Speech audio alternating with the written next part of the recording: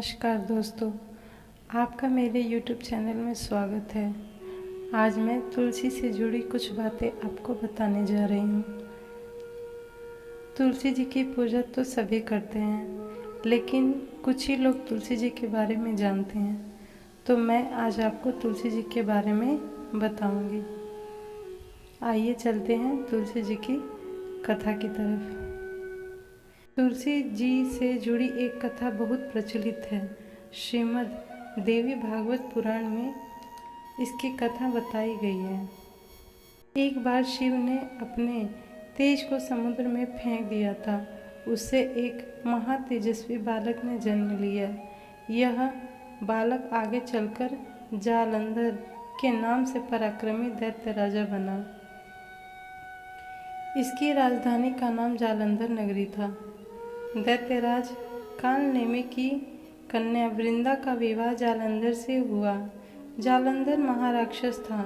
अपनी सत्ता के मद में चूर उसने माता लक्ष्मी को पाने की कामना से युद्ध किया, परंतु समुद्र से ही उत्पन्न होने के कारण माता लक्ष्मी ने उसे अपने भाई के रूप में स्वीकार किया। वहां से पराजित होकर वह देवी पार्वती को पाने की लालसा से कैलाश पर्वत पर गया। भगवान देवाधिदेव शिव का ही रूप धरकर वह माता पार्वती के समीप गया, परंतु माँ ने अपने योग बल से उसे तुरंत पहचान लिया तथा वहाँ से अंतर्ध्यान हो गई। देवी पार्वती ने क्रुद्ध होकर सारा वृतांत भगवान विष्णु को सुनाया। जालंधर की पत्नी वृंदा अत्यंत पतिव्रता स्त्री थी। उसी के पतिव्रता धर्म की शक्ति से जालंधर न तो मारा जाता था और न ही पराजित होता था। इसलिए जालंधर का नाश करने के लिए वृंदा के पतिव्रत धर्म को भंग करना बहुत जरूरी था।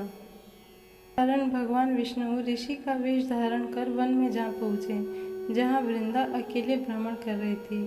भगवान के साथ दो मायावी राक्षस भी थे, जिन्हें देखकर वृंदा भयभीत हो गई। ऋषि ने विष्णु जी ने वृंदा के सामने उन दोनों राक्षसों को पल भर में भस्म कर दिया। उनकी शक्ति देखकर वृंदा ने कैलाश पर्वत पर महादेव के साथ युद्ध कर रहे अपने पति जालंधर के बारे में पूछा। ऋषि ने अपने माया जाल से दो वानर प्रकट किए। एक वानर के हाथ में जालंधर का सिर था तथा दूसरे हाथ में धड़। अपने पति की यह दशा देखकर वृंदा मूर्छित हो गई। होश में आने पर उन्होंने ऋषि रूप भगवान से विनती की कि वह उसके पति को जीवित करे। भगवान ने अपनी माया से पुनः जालंधर का सिर धड़ से जोड़ दिया, परंतु स्वयं भी वह उसी शरीर में प्रवेश कर गए। वृंदा को इस छल का जरा आभास न हुआ। जालंधर बने भगवान के साथ वृंदा पतिव्रता का व्यवहार करने लगी, जिससे उसका सतीत्व भंग हो गया। ऐसा होते ही वृंदा का पति जालंधर युद्ध में हार गया। इस सारी लीला का जब वृंदा को पता चला तो उसने क्रुद्ध होकर भगवान विष्णु को शिला होने का श्राप दे दिया तथा स्वयं सती हो गई। जहाँ वृंदा भस्म हुई वहाँ तुलसी का पौधा होगा। भगवान विष्णु ने वृंदा से कहा, हे वृंदा, तुम अपने सत्व के कारण मुझे लक्ष्मी से भी अधिक प्रिय हो गई। अब तुम तुलसी के रूप में सदा मेरे साथ रहोगी। जो मनुष्य मेरे शालिग्राम रूप के साथ तुलसी का विवाह करेगा, उसे इस लोक और परलोक में विपुल यश प्राप्त होगा। जिस घर में तुलसी होती है, वहाँ यम के दूत भी असमय नहीं जा सकते। गंगा व नर्मदा के जल में स्नान तथा तुलसी का पूजन बराबर माना जाता है। चाहे मनुष्य कितना भी पापी क्यों न हो, मृत्यु के समय जिसके प्राण मंजरी रहित तुलसी और गंगा जल मुख में रखकर निकल जाते हैं, वे मुक्त होकर वैकुंठ धाम को प्राप्त होते हैं। जो मनुष्य तुलसी व आंवला की छाया में अपने पितरों का श्राद्ध करता है, उसके पितर मोक्ष को प्राप्त हो जाते हैं।